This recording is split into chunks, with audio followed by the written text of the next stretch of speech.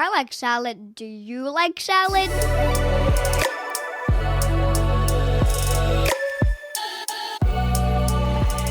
Hi, I'm Ho Shun Ho. I'm living in Vancouver, BC, Canada, unceded territory of Musqueam, Squamish, and Tsleil-Waututh nations.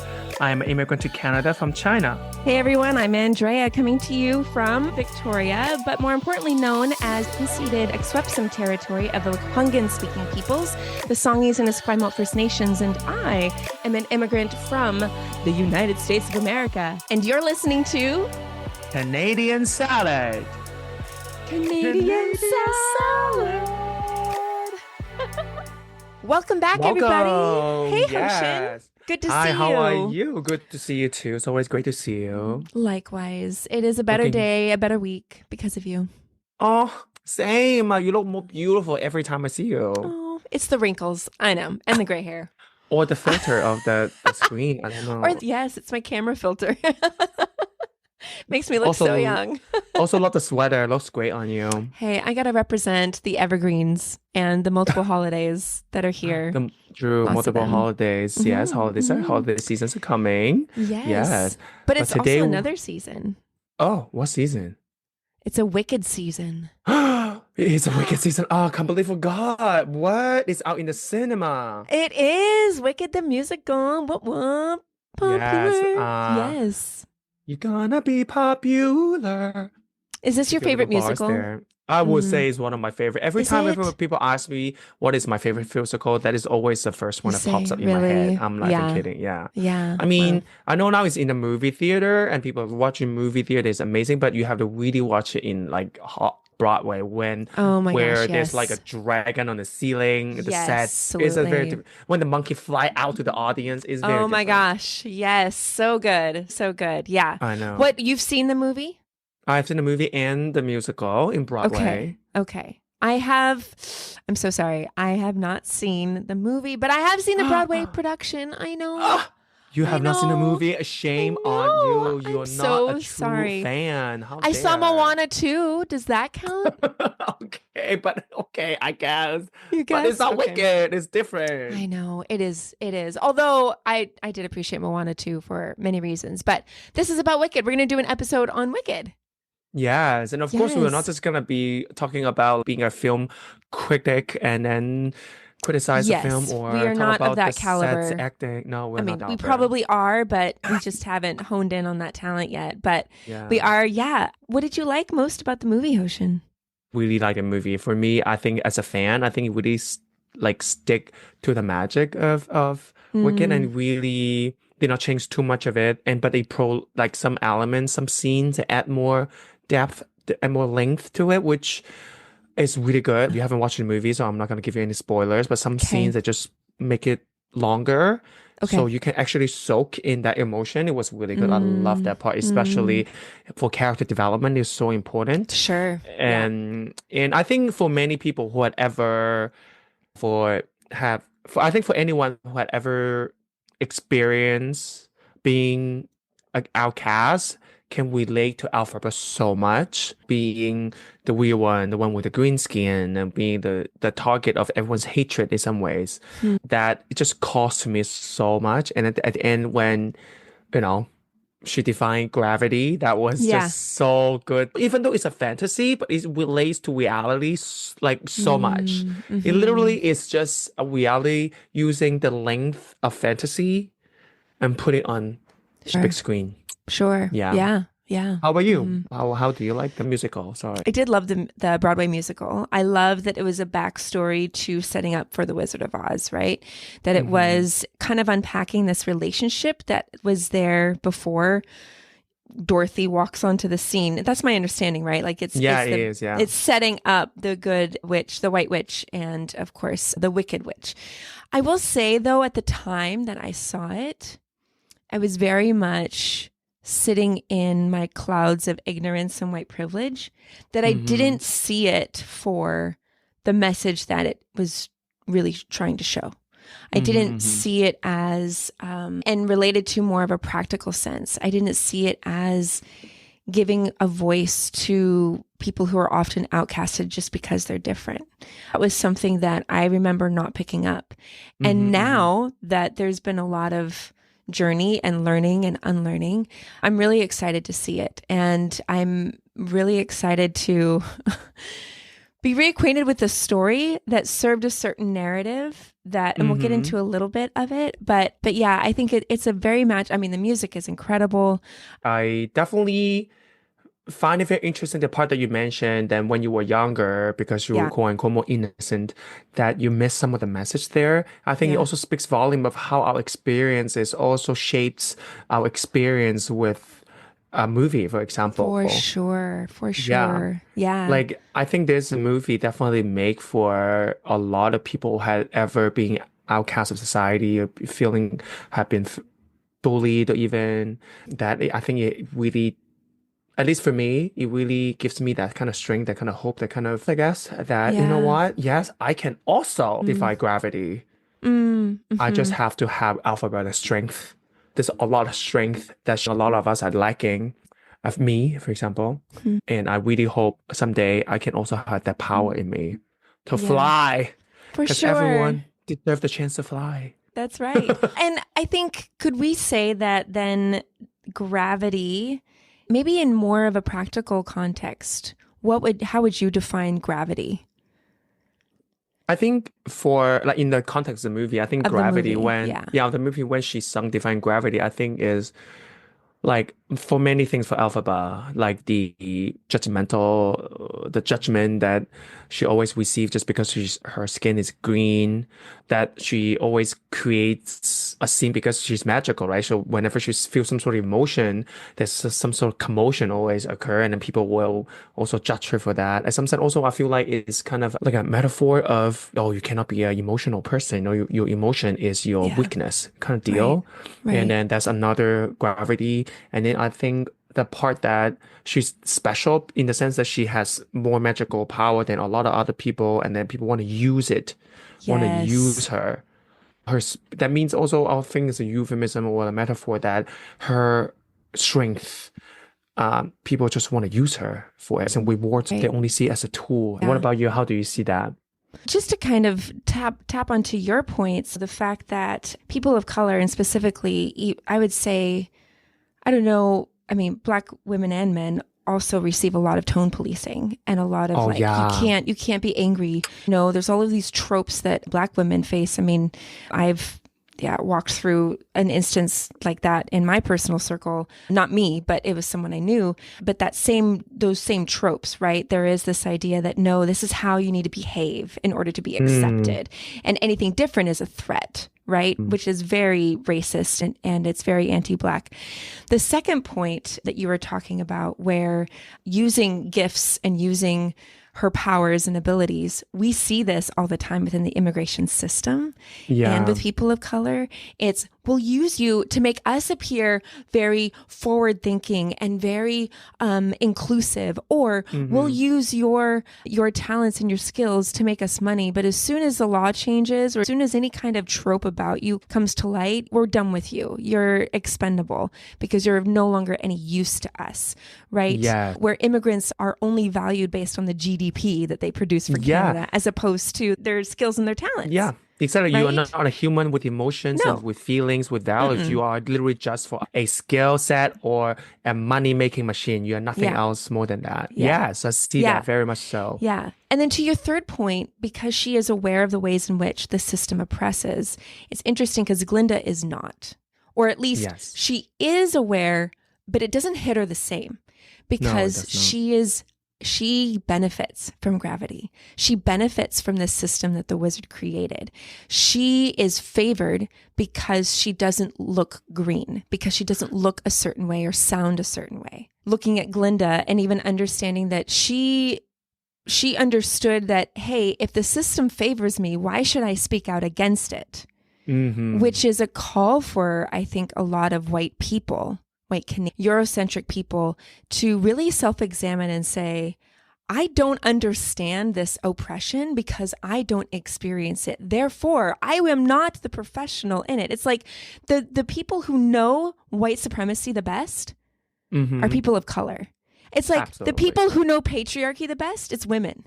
Mm. Because we understand what it is to be under the heavy hand of patriarchy in the same way that people of color Yes. understand the heavy hand of white supremacy or white privilege, Mhm. right? Or white fragility, right? And therefore it's out of place and we need to stay in our lane.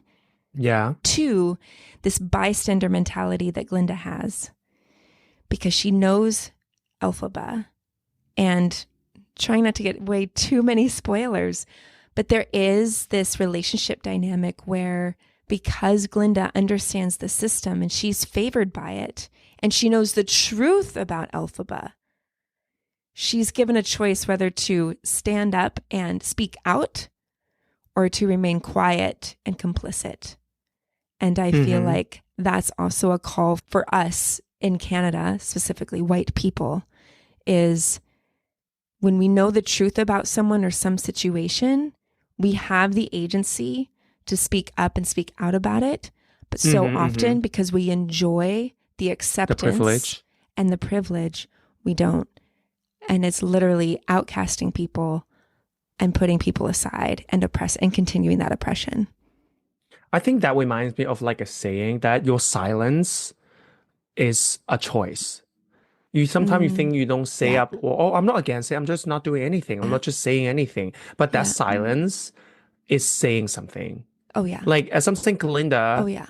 I know as some say she like in the movie or in the musical when I guess we're oh spoiler alert if skip this part if you don't want to Fast forward 15 seconds yeah on your podcast. Yeah. yeah like right now yes like when Alphaba asked her oh do you want to come join me, she didn't answer, she just stepped aside, like she didn't answer, but her answer of her silence is an answer to that question. Right.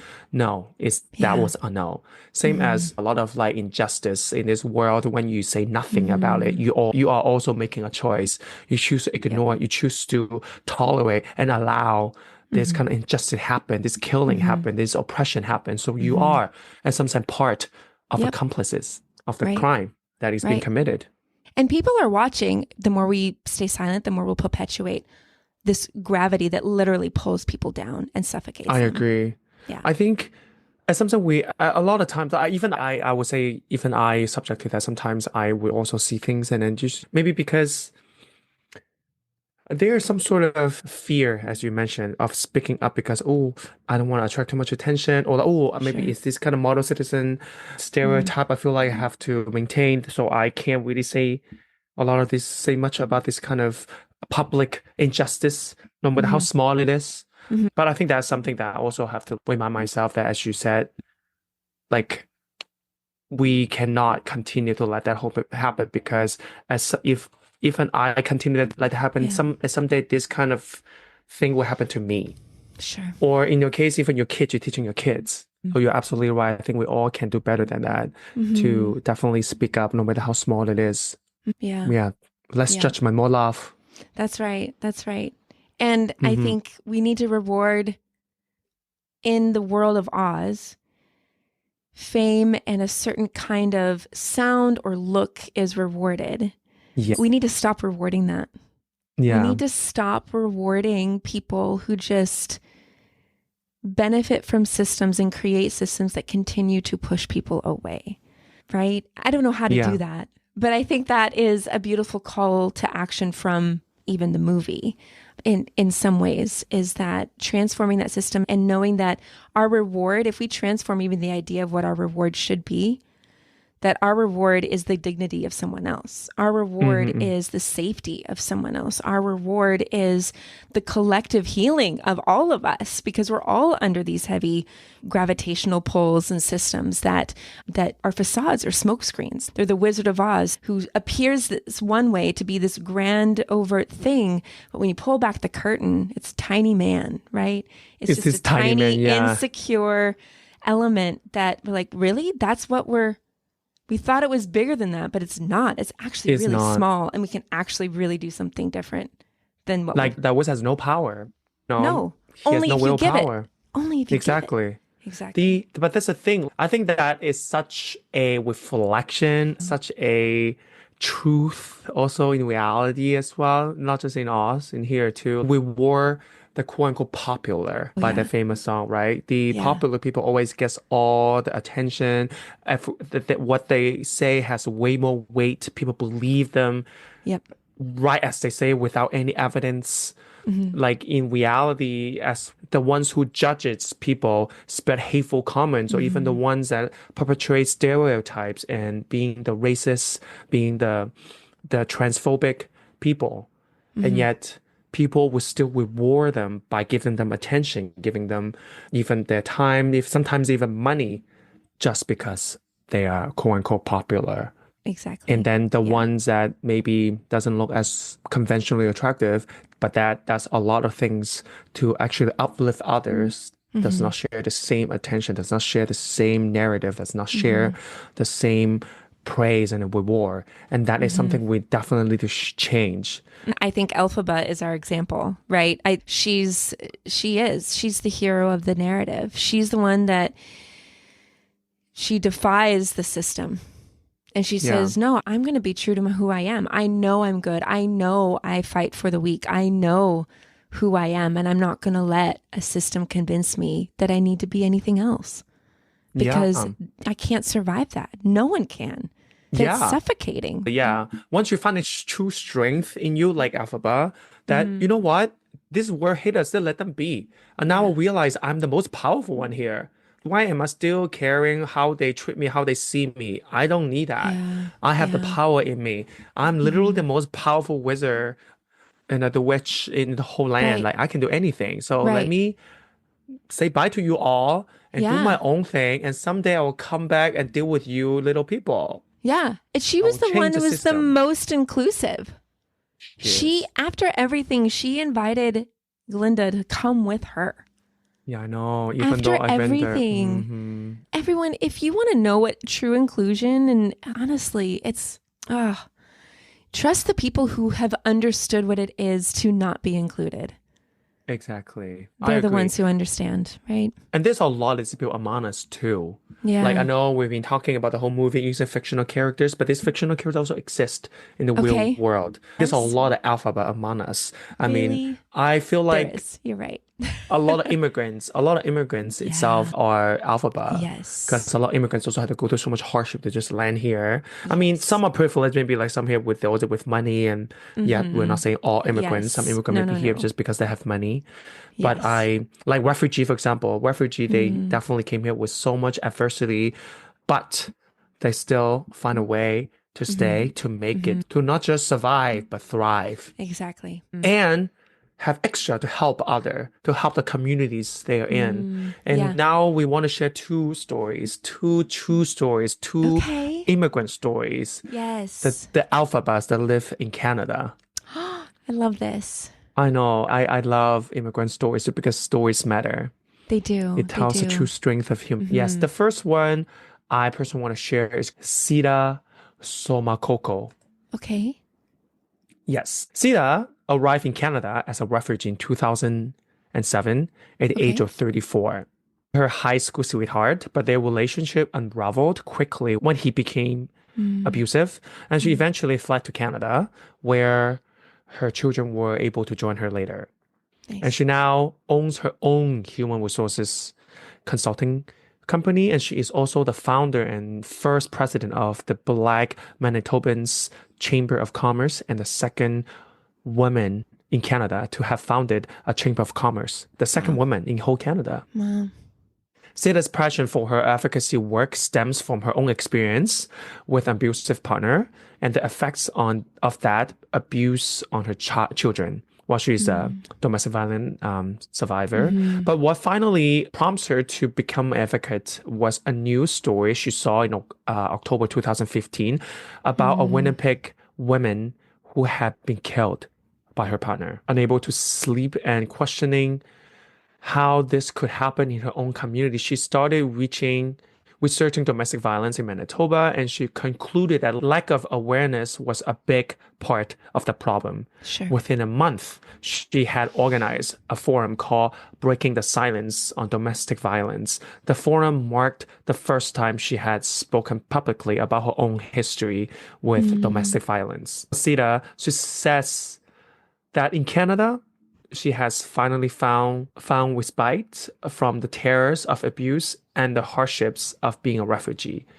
She's found a purpose in contributing to her community. She said, and I quote, "I was a bird flying from one nest to another until the day I landed here." End of quote. Wow. And I think that story is, of course, inspiring. Like I Yeah. see her like Elphaba as well, right? That she, Wow. of course, as Yeah. a woman of color, as a Yeah. woman also a domestic violence survivor, and an Right. immigrant, a refugee. The Yeah. gravity that she had experienced did not pull her down, but yet help her Yeah. to fly in some sense. Yeah. And I think that's a great story to share, that our own turmoil sometimes doesn't have to be our demise. It can be something Right. that we learn from and help others. And that her own liberation helps the liberation of other people. Yes. That's beautiful. We'll the include second the link to her story, by the way, everyone, Yes, in our yes. show notes. Yeah, so you can So you read can it. see more. Exactly. And the second story I want to share is a person, a beautiful black man from South Sudan named Mandela Quet, Okay. arrived in Winnipeg at age of 13 years old. Wow. One of his relatives gave him a bike. When the relative gave him that bike, it came with a warning. Watch out for indigenous people and make sure they don't take it. Oh, gosh. That was the first memory he has when he first arrived in Winnipeg, with that bike and that warning. Yeah. Yes. And he said in an interview, and I quote, "A lot of people around me didn't get along with indigenous people because of the stereotypes that are there." End of quote. But he said, "I didn't see it that way." Yeah, Koued was born in South Sudan and spent a good portion of his childhood living in Cairo, Egypt. His family immigrated to Canada in 1998. He remembers moving to Winnipeg's North End, a neighborhood with a large indigenous population, soon after they settled. Koued found friends in Winnipeg's inner city through the game of basketball. One of them was an indigenous person named Brendan. Despite the early warnings from his relatives to stay away from indigenous peoples, Koued said he quickly learned that what he had in common with families like Brandon's. He spent a lot of time visiting his friend's house and said that his early relationship helped to reinforce positive image of indigenous people. Relationship, you mean, helps? Interesting. I think like this Goodness. story, he also said he experienced a lot of racism growing up in the inner city. Like the N word would be said to his face, and then also later, as a father of two raising kids, he also have to deal with like racism it happened in school for his kids as well. It was not easy for him as well to grow up there, for him and his family, and yet, because his relationship with the indigenous community there, his personal relationship with Brendan, and sometimes Brendan is the person who opened up that to him, that there is a lovely community there that are waiting to be understood, they're waiting to be liberated in some sense, because they were being confined by the stereotype, and people stop because of this stereotype. People in the around them, the community around them, prevents them to reach out to these communities. So Brendan decided to do something. Brendan decided to help these communities, and he started a podcast called Real Talk WPG. My goodness. The aim is to have unfiltered conversation for newcomers and indigenous communities. Through this podcast, he built a bridge between the communities. Wow. And he said the indigenous community has had to get used to being neighbors with an increasing newcomer population. He believes tensions exist between these two communities due to perceptions of competition for resources. Who gave out this kind of perceptions? Can we guess? Yes. The government. Yeah, white systems, your gravity pulling The down. Yep. Colonization system, the colonial Capitalism, systems, yep. the capitalisms, yes, make these two communities hate each other in some sense. Yeah. Make them believe that they are the enemy of each other, that there's only limited resources. Then if they get it, you won't have it. That kind of idea, which is so not true. You have to start talking to people to understand who Yeah. they are, not stereotype that you hear from Right. someone else or Right. from or from politician telling you Right. what it is. They will not give you the truth. Stems from having real conversation with real people. Yes. Like the movie, the wizard is telling you lies. If you really Yeah. want to know whether Elphaba is actually the wicked witch, talk to Elphaba. Right. Oh my gosh. You're against immigrants and they all live in houses. Talk to them. You'll find out they're all renting, barely renting houses. Come good. Yeah. Anyway, yes. Time and time again, this story tells us is the relationship Yeah. that will keep you from lies and keep you grounded from truth. And help you defy know. that gravity. Exactly. Yes. That is great. Is that a nice little bow at the end? Like a bink. Exactly. Thank you for that.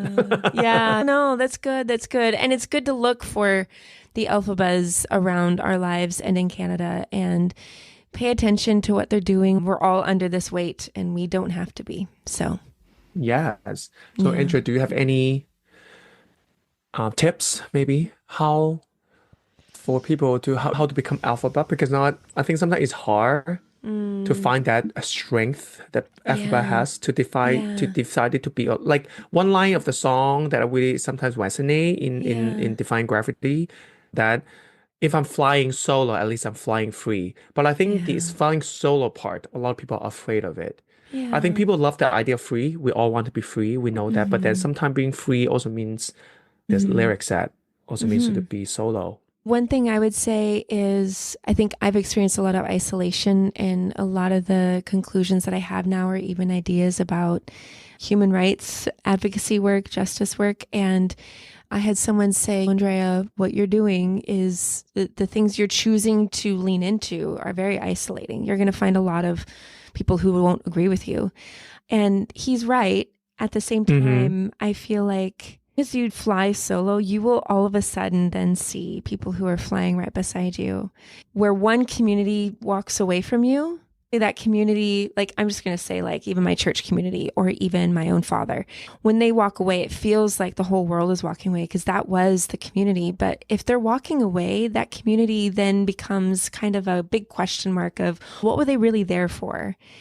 And so as you continue to fly away and fly up and out from under those systems, you will find so many others who are doing the same thing.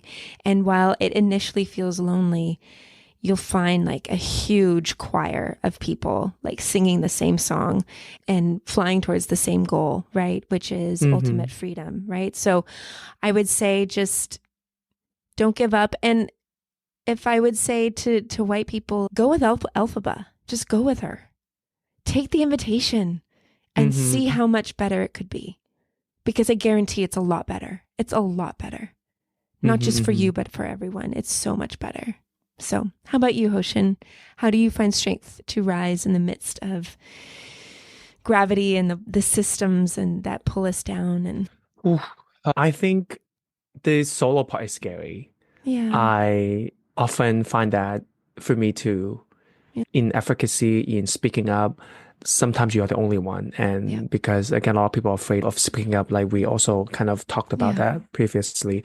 And for me to the strength that I found, I guess the way that I found strength in continuing what I'm doing is really put my eyes on the prize, knowing what I ultimately want. yeah, And sometimes it just really, there's faith that you'll get there. And I always tell myself that this too will pass. And when you get to that other end, the other side of the road, at the end of the tunnel, you will realize that what you have been through, all that walking in the dark was nothing. Because when you eventually see the light at the end of the tunnel, and all that pain shall pass, and you will not remember them. To ultimate freedom, it's never going to be easy, because if it's easy, everyone going to already be there, obviously. There's so much gravity around us, no matter it's oppression, no matter it's racism, whatever you name it, is pulling all of us down. And then to know how to rise above it is only a few people can. And some people are not made for it, like Glinda. Glinda knows that she couldn't make it, so she said no to it. And I think knowing sometimes having experienced hardship also preps you for more hardship. I think that's why I think sometimes, like even the story that we share today, they have been going through a lot of shit. That's why they can rise above it, because what can be worse? We have been experienced all the hardship before already. Right. And I know, and they know the alternative. Exactly. Right. And that's not what anyone wants for themselves. And we shouldn't want it for each other. Thank you, Hoshin, for this and for highlighting real life Elphabas in Canada and just speaking to your experiences. And if you haven't seen the movie, highly recommend. That's my goal before it gets out of the theater. I feel like movies are not in the theater for very long anymore. Yeah. They go to TV real fast. I know. It's so lame. Because I love the theater. I love the theater too. Exactly. But thank you. I really do appreciate this. I'm and glad if we do another movie kind of critique and conversation, if you want to check out season 1, episode 2, we did a Barbie. Yes. Exactly. And we talk Check about that feminism. out. Yes. And white feminism and womanism and all the isms that are amazing. So check it out. But yes, it's Canadian Salad Pop Quiz, Hoshin. Yes. Are you ready to give me the question? Yes. Please do you want me to give you the question right now? Yes. Are you ready? Okay. Yes. All right. Is witchcraft illegal in Canada? What? Yes, I assume it is. So, womp womp. That's legal? It is legal. With the witch hunt kind of North American history is legal? Yeah. So a lot of the laws that were created actually, of course, oppressed people and people who practiced more mystical and more magical traditions or even faiths. So yes, it is not illegal to practice witchcraft in Canada. You can be a witch. And the last statistics, the 2021 census data, actually said that there's a little over 12,000 people who identify as Wiccan. So ooh, wow. Did not know that. So maybe there are actual alphabets here. There are. You never know. You never know. Maybe we can actually fly with a broom. Yeah. Oh, that would be so fun. I need a witch friend. I do. Me too. Yes. Yeah. Okay. My question is, what is the percentage of people working in social efficacy, civic, social, and giving related organizations that were born outside of Canada? Oh, I love this question. What percentage of people working in... I want to say it's probably 80%. You think 80% of people? Yeah. Okay, that is a high number. And the actual number is not. Oh. It's about 20%, 1 in 5. Okay, but still. 20%, right? Yeah. Okay, but still. I mean, that's a lot more than... How many Canadians? I guess they make up the 4 out of 5. Yeah, so. the 80%. Yeah, the 80%. The 80%. But 20% of them, yeah. It would be, I'd love to see that data, actually. Because it'd be interesting to know, like, generational. Like, if people came here as immigrants maybe 2 generations ago, and they are working in, but they are classified as a Canadian. Not born outside. Anyway, so that's very cool though. Thank you for that. That's very good. You're welcome. Yeah, it's a good statistic. I like that too. It is. Well, it's from 2021 census, Canadian census. So I will include a link there so everyone can check it out. Perfect. Yeah. So thank you, everyone. That's the episode today. Thank you for listening to our episode. And you, of course, you can always check out our previous episodes in all major platforms. We were hilarious in those as well. And informational. Yes. Yeah. Very informational. Leave us a review, your comments, and you can also subscribe to us on YouTube. If you like getting your podcast through YouTube, we're on YouTube, folks. And we even do videos, dishes out every Friday, full length video. You can see Hoshin and I talk. And you can see how animated we are and what kind of clothes we wear. Like my Christmas sweater. I know. And I look really good on camera. Just saying. Girl, you look amazing. You do. Oh, thank you. I mean, it's a Botox.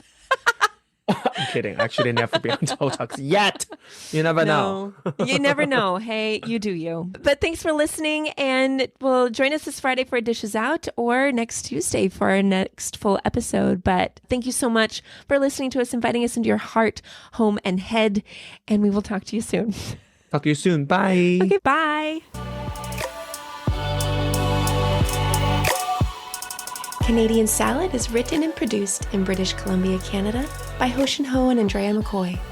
theme music is by Naver Avityan from Pixabay.